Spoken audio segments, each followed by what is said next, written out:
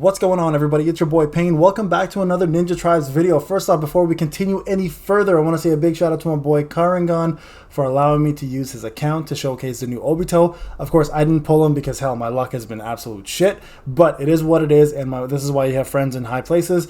And as you can see here, he is level 111, and he's got Obito up to 6 stars, I believe, right now. And we're going to show you guys a couple different ways you can use him in arena, as well as other places in the game.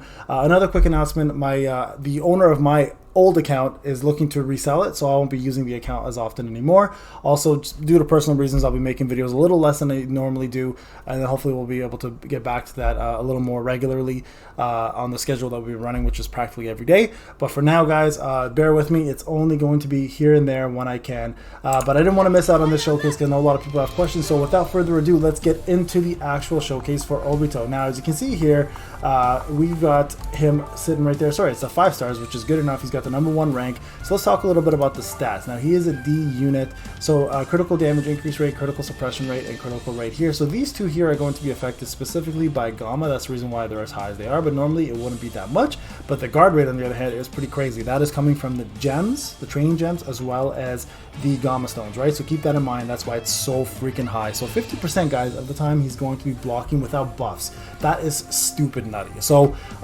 this unit alone is just it's crazy tank unit. His guard suppression rate is 17.7%. Guard damage reduction rate is 28.21. That's how much damage he'll be reducing through his guard, on top of whatever guard rate is on a standard basis. And then we have damage increase rate of 36% and damage reduction rate of 29.95, which is not bad. So overall, guys, stellar stats for a D unit. And artwork, guys, man, how could you hate this artwork? Look at this. Looks incredible. The 10 tails in the background. You got Obito with a Rinnegan, and then you got the EMS that he has going on. Not EMS, I guess, just the MS in his case. And yeah, overall, man, looks confident as hell. We got the fire coming in, so it is mimicking his jutsu that he has. We'll talk more about that later. And then, of course, link bonuses. Now, this is a very, very expensive link bonus character. He's got Madara, which you can get now at the 1-star level, obviously from the shop. You need EMS as well, which if you don't pull him, you're not going to get that attack one. That's the major one for him, really, in my opinion.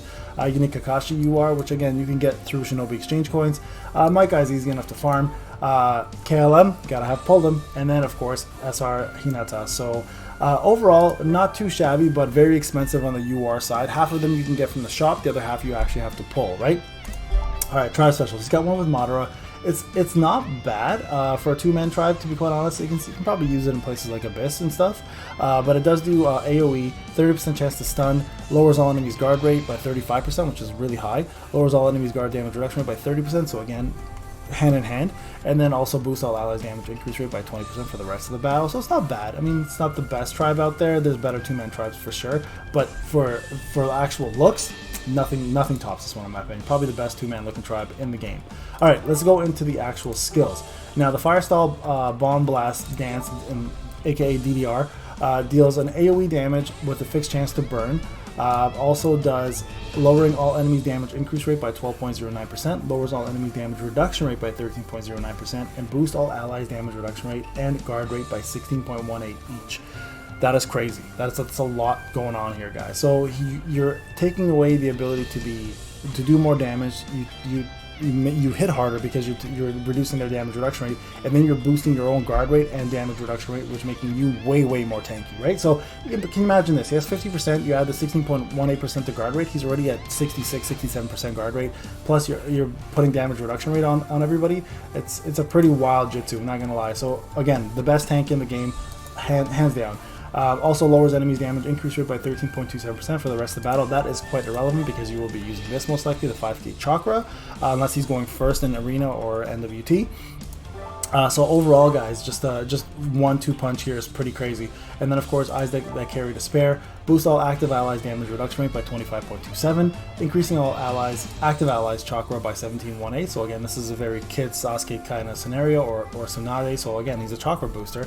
And then boost all allies damage reduction rate by 14.18% for 5 turns starting at the beginning of the battle, boosting all guard rate by 18.1 for 5 turns, and then boosting all damage reduction rate for 5 turns. So this is crazy, guys. Like, most battles, you have to realize, especially in Arena and NWT, only last like a couple turns. So this is pretty much making you unstoppable for the 5 turns. If you add in like May and also KCM, you've got a full package of 5-turn reductions on almost everything. It's pretty wild. His limit break 2 also boosts all ally status effective for 5 turns, so you're adding that on top of it, making him a very, very, very unstoppable tank. Gear-wise, so you can see he got 75 across the board, 75 for scrolls and talisman, and then vitality, he's got the patented 5k, which is super important, of course, making him even more OP, and then 20. The only thing Karingan didn't do, I think, is get him to 111, which is what he's at, but he may push him eventually. Alright guys, so with that being said, like I said, incredible character. We talked all about what he's worth having. He's great in JE. Before I go into Arena, I just want to show you guys this real quick. If you use him here, you can actually end up doing first turn jutsu. So let me show you guys. If you don't have any size even, you don't even need any other size. You just need Tsunade and him, and you can actually pull off a first turn jutsu with him. You can take away Runaway away, and he will one-shot everybody for you. So that is the trick that I want to point out. And then Ninja Ring, let's look at what he offers you there. Alright, so let's go to records, and we'll show you guys what he's all about. Now, as you can see here, he's got the second turn here. I don't know if, I think I have graphics on, so you should be able to see what he does from a jutsu perspective. I'm not a fan of the jutsu the way it looks, to be quite honest. I think it's kind of cheesy looking. I think they could have done a better job of it, but it is what it is. Okay, so you can see here all the extra bonuses for the active allies, of course, and then here is the jutsu. And again, it's an AoE, keep that in mind. It will do a lot of debuffs on the opponent and then buffs on you. So debuffs there, and then buffs there. So you can see all that. And then adding him with another AoE user, you're pretty much one-shotting everything anyways. So there you have it. Pretty straightforward. Now that's making everybody else very, very tanky. And then add an EMS skills and the guard rate from Naruto. You're probably sitting around 100% guard rate at this point. For your Obito, as well as some other characters who are pretty high up, right? So, as you can see, this is a very, very defensive-oriented team. Kid Naruto, of course, helping this cell. So yeah, overall, guys, like, he is definitely going to be useful in Abyss.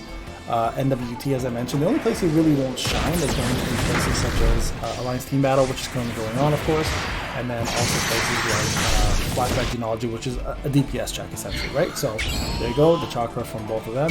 Now, the reason why he's got it set up this way is he gives chakra, and obviously he's a massive AoE unit, and then he gives chakra plus he's a massive AoE unit, so you're actually probably going to get first turn jutsu for the most part on Rene if you have Sai in there somewhere, right, in the team. Go. Boom. That's pretty much it, guys. So there you have it. If you did pull Obito, first off, congratulations. If you are thinking of building him, you don't know whether he's going to fit on the team or not, I hope this showcase did kind of explain what he's really, really good at and what he's not.